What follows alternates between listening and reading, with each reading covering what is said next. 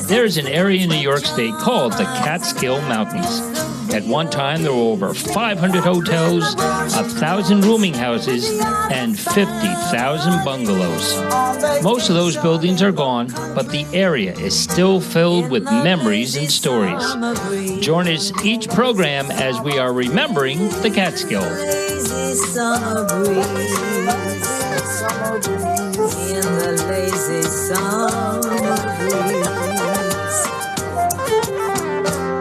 Hi, everybody. Welcome to Remembering the Catskills. I'm your host, Ron McCluskey, and we have a wonderful, fascinating, very creative, wonderful person, Stephen Cole. Hi there. How are you, Stephen? Good to see you. Thank you so much for doing this. We're very happy to do it. I am totally interested in your creation process and how subjects come to you and how you do things and put them together. But let's start off first, if you don't mind. Where were you born and raised, and what was your childhood like? Oh, I was born in Brooklyn, New York. Okay. And in a little place called Canarsie, which you may have heard of. That's where they go to dump the bodies. Okay. But it was a nice little suburban area of Brooklyn, way out on the last stop of the Canarsie line. Right. And the lucky thing about being born in Brooklyn was that I got to go to the theater early on. Oh, wow. My mother would take me to Saturday matinees, and so I got to see the golden age of musical theater, and was going to the theater and seeing musicals that got me to want to do it. Okay. Was there any show in particular that maybe stood out that really, I mean, so you're interested, you're going, but was there one that said, wow, that's what I want to do? Well, the very first show. Let me tell you what happened. My mother would always take me to see a movie on Saturday. I didn't know there was such a thing as live theater. I had records, of course. You remember records? Sure. Yeah, those big discs. And so one day, there was no movie to see at Radio City, and we were passing by this theater on 44th Street. And I said, why can't we see that movie? And she said, that's not a movie, that's a show. It was Hello, Dolly. And it was starring Betty Grable. And she went in and got us $3 tickets. And we climbed to the last row of the last balcony. And I looked down and I saw live people entertaining, and I knew that was exactly what I wanted to do. Because I started out as a performer. Right. So that's what I wanted to be and do. And then I saw MAME after that, and I just kept seeing wonderful musicals. Great. So that inspired me. I grew up in New Jersey. I didn't have the opportunity to go to New York, but I was introduced to musicals by watching The Late Late Show, if you remember that. Of course. And the two movies that stood out in my mind that were wonderful was The Pajama Game and Damn Yankees. And I'm saying, who are these people? Because they had one or two stars, but who are all these other people? Right. And then I realized they were from the original Broadway cast. And I said, well, I've got to go see those. Because, you have the plays in high school, but that's not Broadway. And then you go to Broadway, and it's just so marvelous and wonderful. And those two movies are wonderfully symbolic because they have most of the original cast, but they put Doris Day in The Pajama Game to sell tickets, and they put Tab Hunter in Damn Yankees. But they're wonderful, directed by George Abbott, who did them on stage, and Bob Fosse choreography. So they're perfect introduction to theater. Yeah, the one number that I just loved, that for some reason, it was when Eddie Foy Jr. sings I Would Trust Her. Yes, I'll Never Be Jealous Again. Just with the great Brenda Shaw. She's fabulous in that Great. movie. Yeah, now, let's find out how your life ended up being interweaved with the Catskills. Well, let's see. So I started as an actor, as I was saying, and I started at 14 years old. I got a job in summer stock, and by a job, I mean I didn't get paid. I was an apprentice at the Lake Placid Playhouse, upstate New York, and it was there that I met some guys who were writing a musical.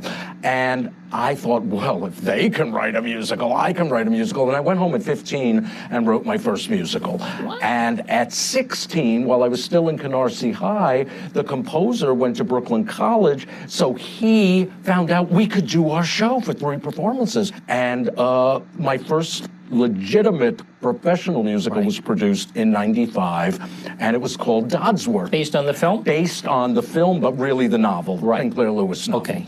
And I was lucky enough that within a year of getting those rights and writing the show, we had it produced at a theater called Casa Mañana in Fort Worth, Texas. Okay. And it starred Hal Linden and Dee Hoty, who was a Broadway star. So I was really thrown in the deep end. Yeah. And it was a wonderful experience. And from there, things started to build because they could in those wonderful days of the last century. And I did, the next show I did was After the Fair, which is over there, which came off Broadway after it went to Texas. And then my third Texas show, for some reason I stayed in Texas, also at Casa Mañana, was Grossinger'S. And Grossinger'S happened because I was working with a composer named Clabe Richardson, who we wrote Night of the Hunter together. Clabe wrote one fabulous cult musical that ran on Broadway starring Barbara Cook called The Grass Harp, which you may have heard of. Sure. It ran a whole week in 1970. But I knew he was the composer I wanted to work with, and I took him out of retirement. I looked up his name in the phone book, how many Clabe Richardsons can there be? And I called him up, and I had a lot of chutzpah, and we started to work on Night of the Hunter, but he told me one day, listen, I've been working on this show for years about Grossinger'S and Jenny Grossinger. Would you read the last script? And the last script had been written by the writer who he had been doing the lyrics all along, Ronnie Graham. The great Ronnie Graham, who wrote MASH and who wrote many Mel Brooks movies and New Faces of 52. And I read this script eagerly, and it was terrible. It was so terrible. And that's what he wanted me to see, because he wanted me to take over. And Ronnie had thrown up his hands and run into the woods, basically. He was a crazy person. And he said, I don't want to do this anymore. I'm finished after all these years. And so I was hired by two ladies named Rita Lakin and Doris Silverton, who had originated the idea, gone to Elaine Grossinger, gotten the rights to her mother's story, and they were TV writers. So they tried to write it themselves. And then as Rita says, the only surviving partner now, Rita's 92, and she says, you know, I was so smart, I fired myself. And I hired someone who knew how to write a musical. We're talking to Stephen Cole, who's a musical theater director, writer, producer, just wonderful. And we're sitting here remembering the Catskills, and we'll be back right after this.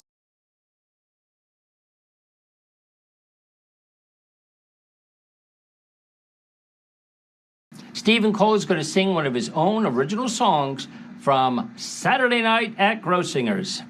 Melon ball, the matzo ball, the meatball, the knish, the liver and the onion, the delicious gefilte fish. Since the salmon won't deliver because he's spawning in the river, why not risk it with a brisket and a cherry blintz? Top it off with chocolate after dinner mince. Yes, and if you don't mind, go back again about the story. So it had been written and done, but... So here's the history. Yeah, the history was these two ladies, Rita Lakin and Doris Silverton, had been very successful TV writers and producers, and they had gone to the Catskills, and it was their idea. We should write a musical about this. First, they thought it was a movie. Then they said a musical. They found Clabe Richardson, the composer, who then found his friend Ronnie Graham to write the lyrics. They were writing the book. They fired themselves. They hired other people along the way. They fired those people, and eventually, after I don't know how many years, I was born, and I was working with Clabe on The Night of the Hunter. So when he invited me in to collaborate on this, we were literally writing two shows at the same time. And The Night of the Hunter is, here I am, this little Jewish guy from Brooklyn, writing a song for Night of the Hunter called The River Jesus. And there's Clabe, the Southern Baptist, writing about borscht. So we were doing it at the same time. It was very hard work.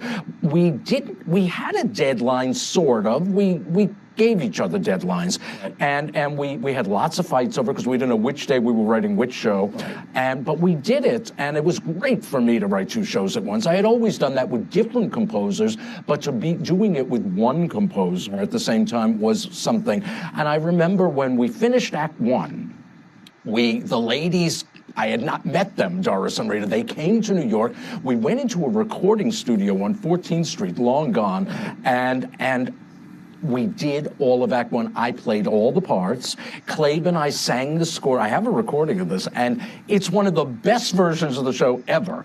And I was a great Jenny Grossinger, let me tell you. And it showed, and they laughed and laughed and laughed, and it showed we had a show. Then we wrote Act Two, which we wrote faster because we knew we wanted to do a reading, and we did a reading starring Tova Feldshuh. Oh. We all know Tova, and she perfect idea for Jenny Grossinger, and she was very good, and that was the last we saw Tova at the reading because we started to develop it in other ways. Judy Kay did demos for us, who's two-time Tony winner. I told it to people at Casa Manana when I was doing Dodsworth, and they said, that's great. This sounds like a wonderful show. We would like to do it, but I have to tell you, there are no Jews in Fort Worth. And I said, And of course, the producer was Jewish. His name was Van Kaplan. Right. And Van said, just take out every reference that goes and oi. And I did. The show became De-Jewed. Right. And they hired to star in it those two great stars of the Yiddish theater, Gavin MacLeod and Ruta Lee. They were so not Jewish. But Ruta, oddly enough, Ruta you may know as a TV star, and she also was Seven Brides for Seven Brothers. She's one of the original brides. And Ruta was, for some reason, a big draw in Fort Worth, Texas. She had done Mame and Dolly, all those shows, so she got the part of Jenny. We had first asked her friend, Debbie Reynolds. The joke on everybody was opening night came and every Jew in Texas showed up. And they were all there and they went, oh yeah, we love blintzes. That is so great. We were smart enough for everybody else, though, to do a lobby display. They had this huge lobby, and so we got every photograph this was funny. Elaine Grossinger gave us access to all the photos that were in a warehouse somewhere in Queens that were hanging at Grossinger's. Yeah. And we got boxes showed up in Fort Worth, and we put up and it was Jenny with every star in the world. Right. Yeah. And we had her portrait hanging over the box office. I just want to make sure the audience understands. Elaine Grossinger was the daughter of Jenny Grossinger. Correct. And Jenny, with her parents, founded Grossinger's. And as I said to Elaine, I said, a lot of people like to say my hotel was the biggest and the best. But it was. Oh, yeah. The biggest, right? Grossinger's was the Cadillac of the Catskills. I mean, riding stables, tennis courts, baseball diamonds, skiing, because they were open all year long. Oh, yeah, exactly. It started out, as you may know, and that's what the story's about. It started out as a farm. Her father was a farmer, and she wanted to get him out of the city. They got this rotten farm, and nothing would grow. And so one day, she had this thought, and she said, well, what if we grow borders? And that's one of our songs in the show. You wouldn't know maybe of a place with a home, a bed, some kosher food. We're gonna grow borders. You got a home, my husband will be glad to pay. We're gonna grow borders. I've already paid. My best shoes are shot. It's summer from this mountaintop. We're gonna raise a bumper crop, a crop to thrive and bloom 3 months a year. We'll plant people here and watch them grow. Feel saved. Wake up your father, Renee. I found this a place to stay. You hear that, Papa? We're talking to Stephen Cole. We're talking about Grossinger's, and we're going to be right back after this, and we're remembering the Catskills.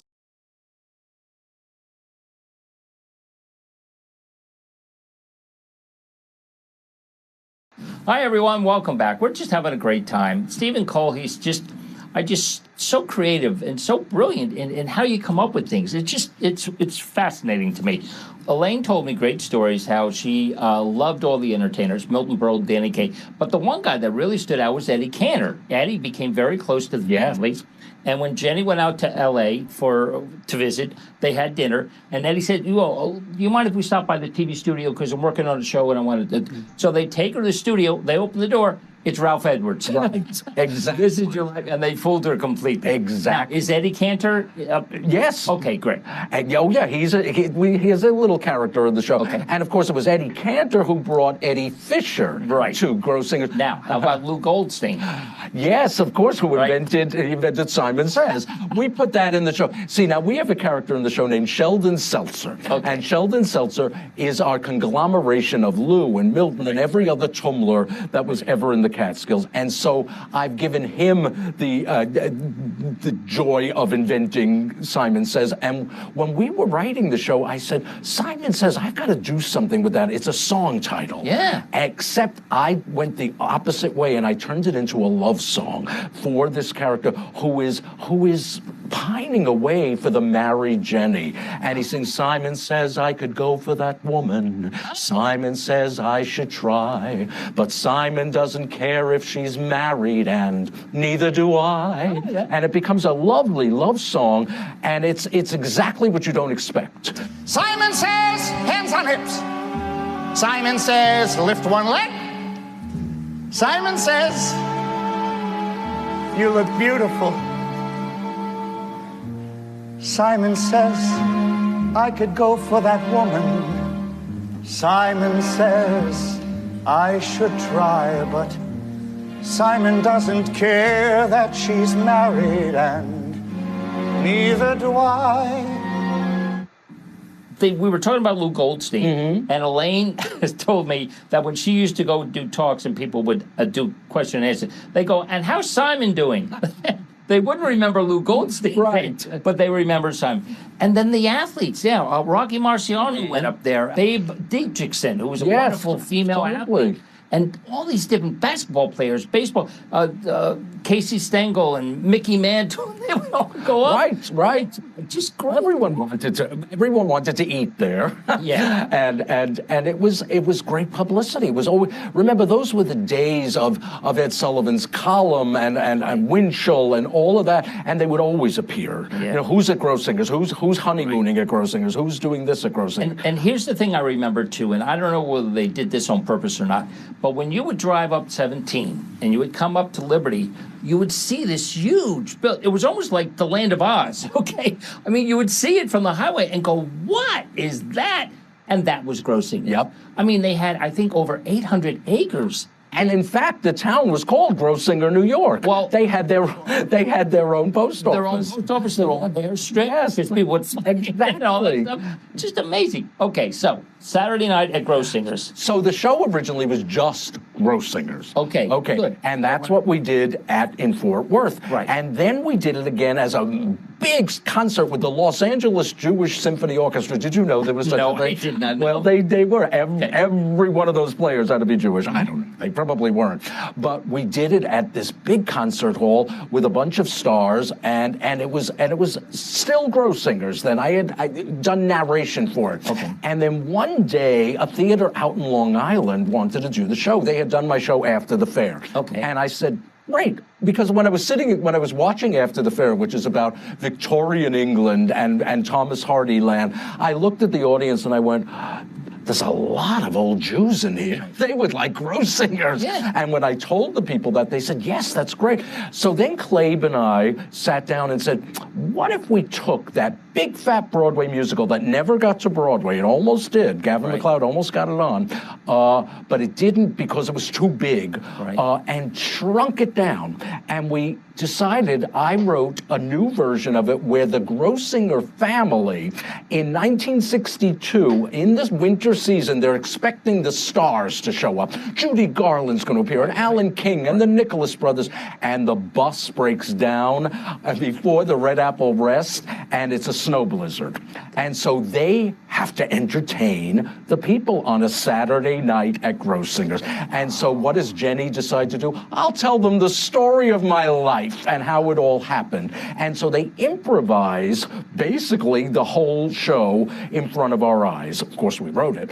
And so we rewrote it, and that's when it became Saturday Night at Grossinger's. Did it out on Long Island, big hit. In fact, the people, they said it could run for years if we only had matinees. Right. No evening performance, because the old people only paid to the matinees. And then we did it in L.A., in the Valley where it ran 4 months. And to run 4 months in LA is like running 20 years in New York because that's not a theater town. And it was great. And we did it in Florida, finally, its spiritual home in Fort Lauderdale. And that went really well. And then just recently, I went to Sonoma, California, of all places where the wine is in the wine country. And they did a version of it, which I rewrote every single time I've done it. I've done a little tweaking and rewriting. And this time I put back a ballad that had been cut. And it was so, I just saw it again. So it's been done quite a few times. And now it's ready to be licensed and get out there to Jewish groups all over the world, who want to know about Grossinger'S. Well, thank you so much. This has been wonderful to talk to you. And like I said, you're how you are inspired by things or think of things. Either somebody talks to you or you meet somebody or on your own. You go, yeah, this is great. I mean, sometimes it is your life that gives you these things. And with something like Grossinger'S, it was in my bones. It was in my life. And to know now it's a part of history, that show exists, it's out there, and people can maybe in the future see. Because if not for people like you, no one would remember the Catskills at all. Why do you think it ended? Well, I think... I'll give you my opinion. Okay, some people said the Catskills didn't die, it went out to sea. And if you go on a cruise ship, that's a cruise ship really recreates every single thing you wanted to do with the Catskills. And on top of that, you get to travel and you get to be on thing. Well, go ahead, tell me. Well, for me, first of all, people didn't want to eat so much all the time. But also, I think air travel and the idea that the prejudice, the anti-Semitism had leveled off a little bit because that's why it was created, because there were places that said NJA, no Jews allowed, and people like Jenny said, everyone's allowed here. And in fact, I'll tell you one story. After I wrote the show, I ran into this woman, an African-American woman. She said, I went to Grossinger'S. And I said, you went to Grossinger'S? She said, not only me, but my whole club in the early 70s, we took a bus. They were all black. She got off the bus and she said, I was afraid what was going to happen. She said, they greeted us like we were long-lost friends. And I said, that's Grossinger'S. Oh, that's great. So that to me was always it that Jenny said, everyone's welcome. I have a scene in the show where she goes to a restricted hotel and she feels so terrible about it. She wants to learn about how classy it is that she said, we'll never do that. We'll never turn people away. All right. And they didn't. Thank you, folks, for sitting here and listening to Stephen Cole. I could do this for another 3 hours, but we've got to go. So thank you again. and thank you for joining us at Remembering the Catskills. Bye-bye. Bye-bye. Up in the Borscht Belt, can we all